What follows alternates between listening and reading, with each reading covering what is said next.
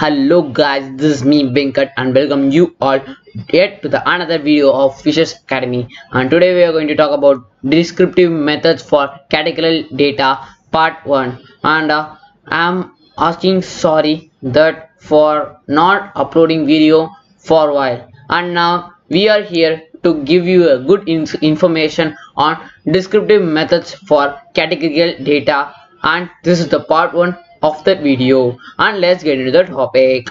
Most introductory textbooks in statistics and biostatistics start with the methods for summarizing and presenting continuous data. I have decided, however, to adopt different starting points because our focused area are biomedical sciences and health decisions are frequently based on proportions, ratios, or rates.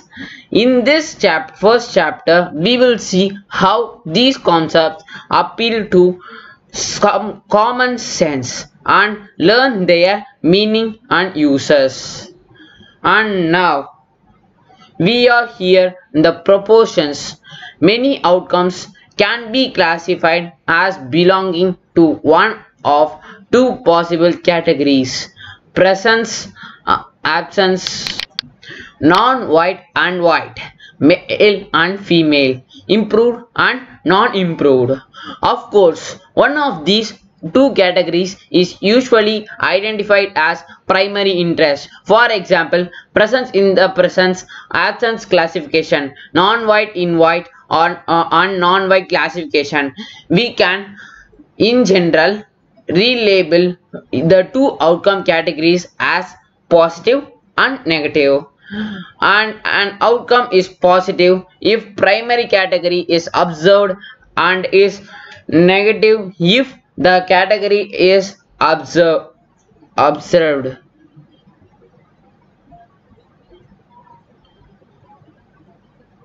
And now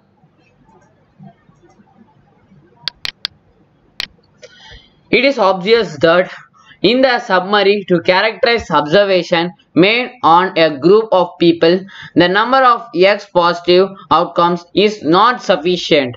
The group size n, or total number of observations, should be also be recorded. The number X tells us very little and become meaningful only after adjusting the size n of the group.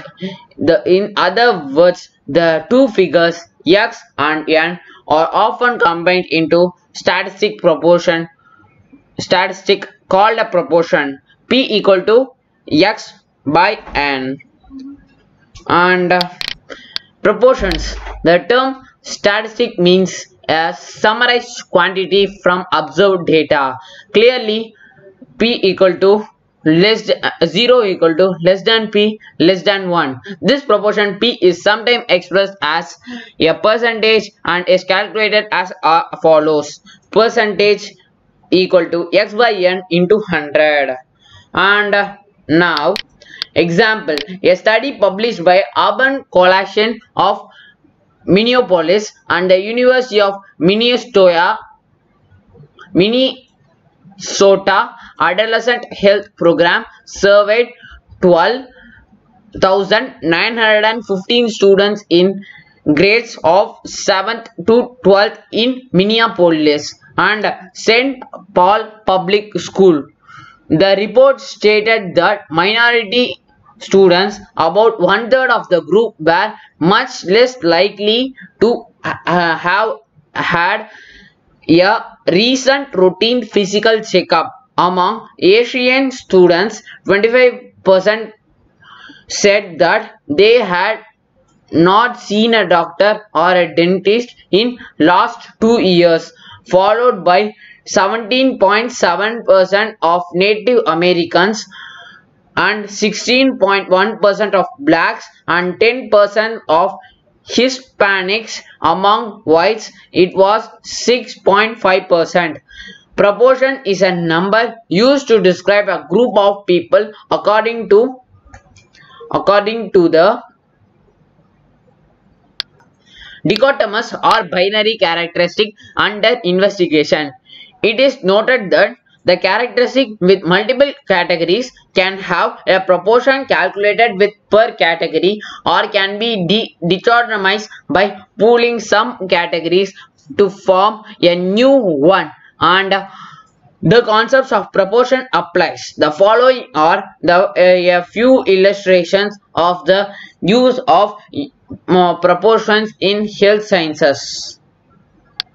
Comparative studies are intended to show possible differences between two or more groups. Example 1.1, such a typical comparative study.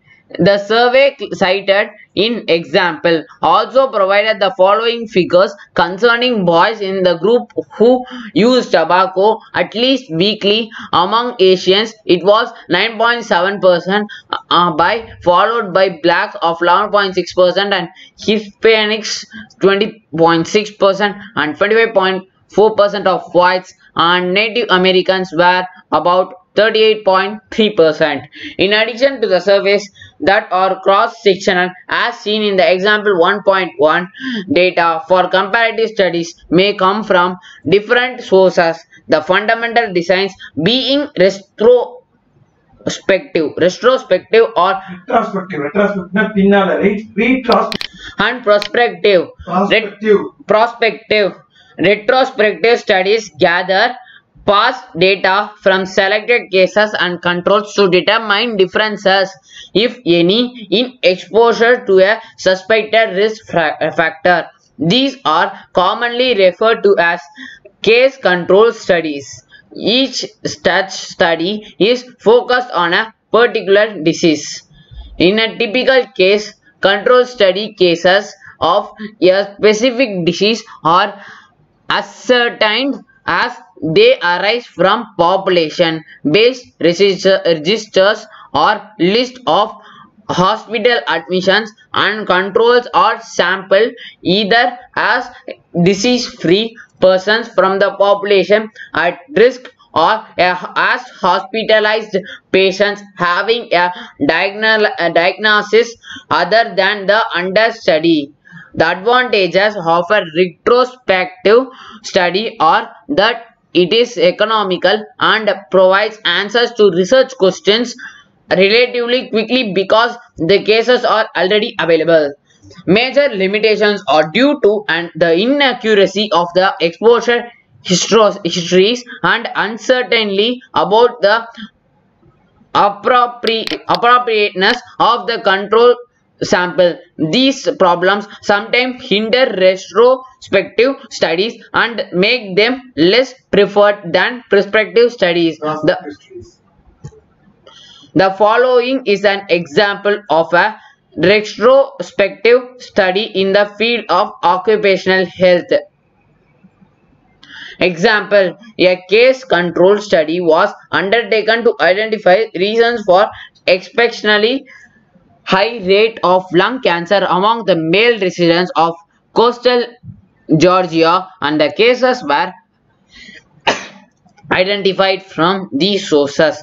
Diagnosis since 1970 at single large hospital in Brunswick, and diagnosis during 1975 to 1976 at 3 major hospitals in Savannah.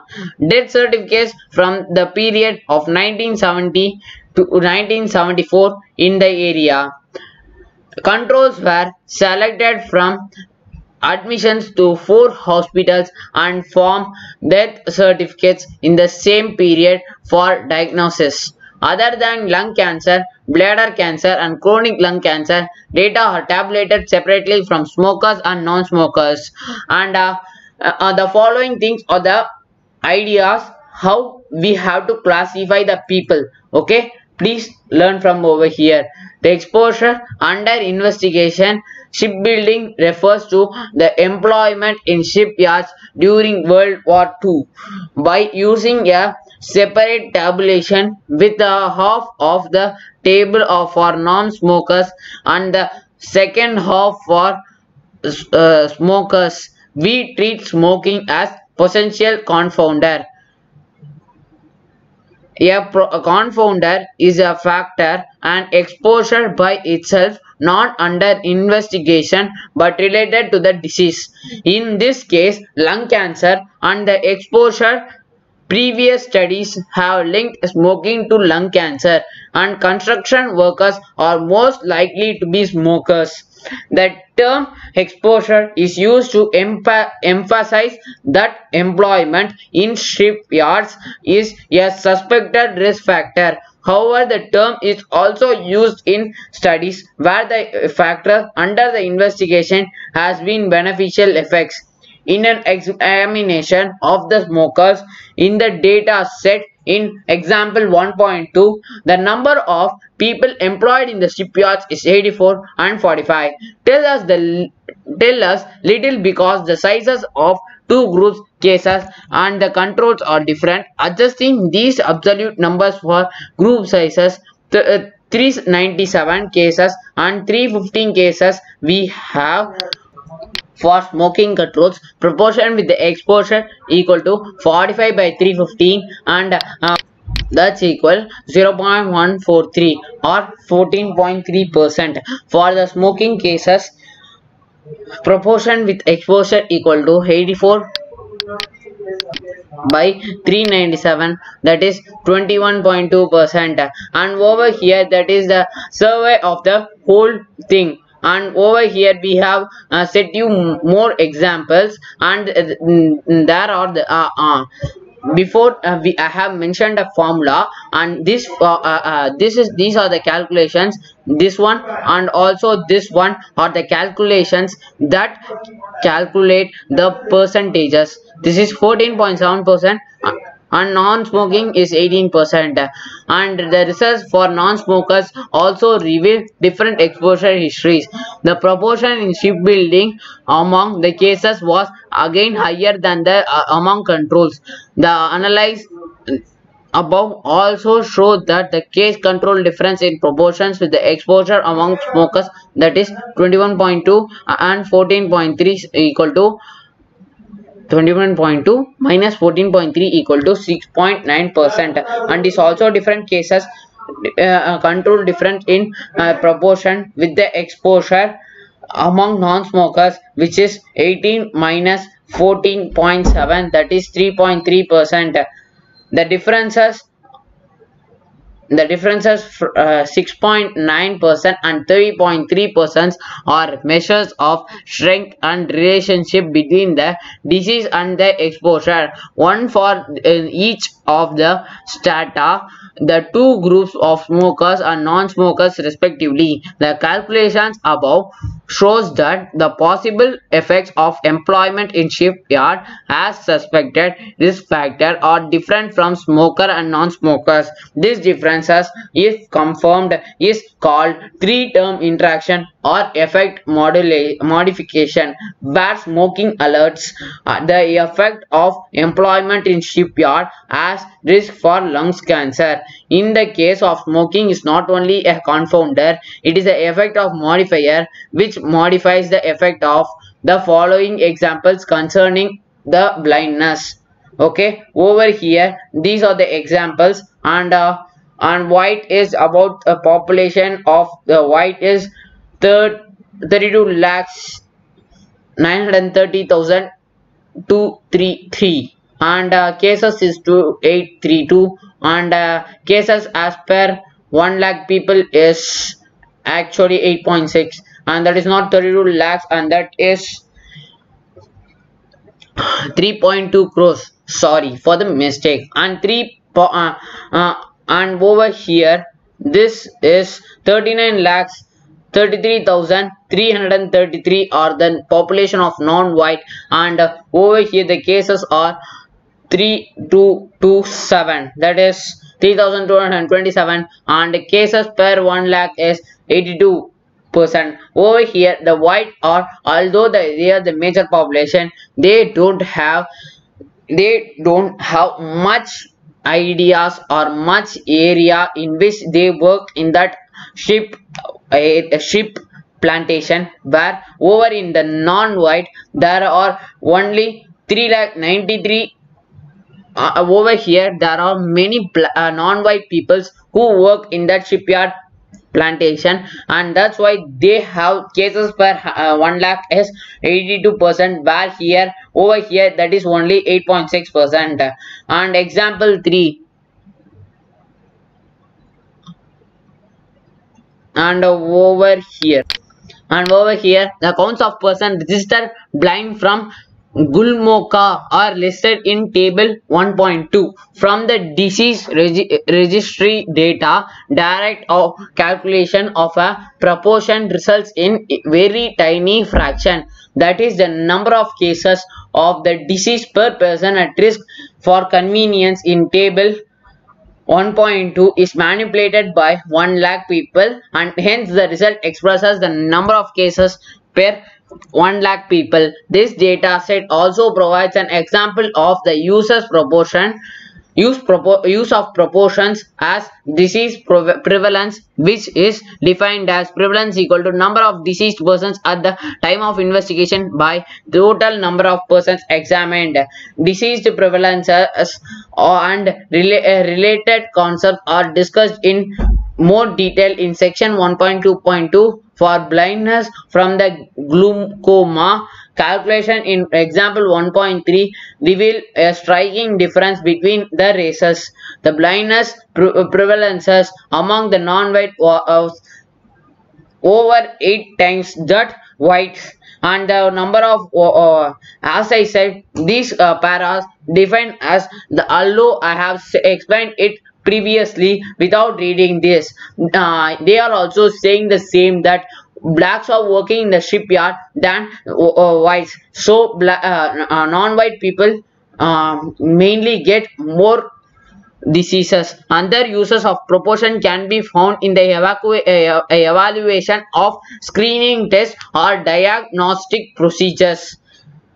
Following these procedures, using clinical observation or laboratory techniques, people are classified as healthy or as falling into the number of diseases and categories. Such tests are important in medicine and epidemiologic studies, and may form the basis of early interventions. Among all, such tests are imperfect in the sense that healthy persons is occasionally classified wrongly as being ill, while some people who are really ill may be failed to be detected. And over here the same situation happens to coronavirus. This is not the fault of government, but this is the fault of people who come out during lockdown.